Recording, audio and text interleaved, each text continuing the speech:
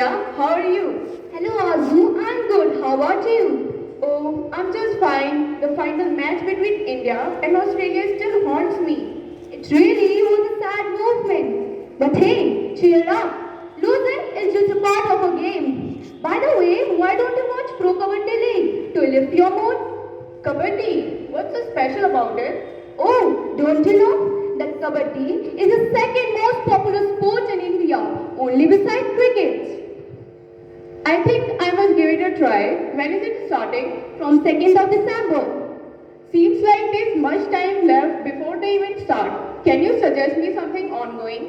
Then why don't you watch Indian Super League? Football too is a really interesting sport, and unlike cricket, this sport is completed within 100 minutes, so it is time efficient too.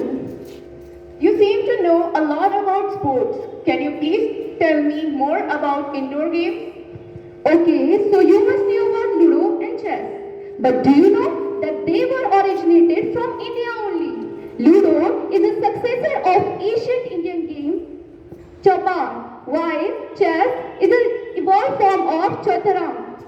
Wow, I never knew India had such a rich tradition in sports and games. Oh, I remember now, I read in one book that carom is one of the most famous pastime in many households, traces its origin in the Indian subcontinent. Besides carom, many outdoor sports games like badminton and kho are loved and played by us all.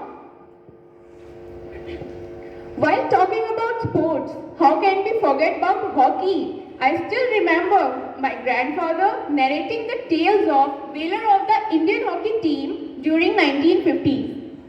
Well, the list is never ending, Azu. Be it the Ionic Milkha Singh or the young and energetic Neeraj Chopra, India have always produced brilliance of players in all sorts of sports.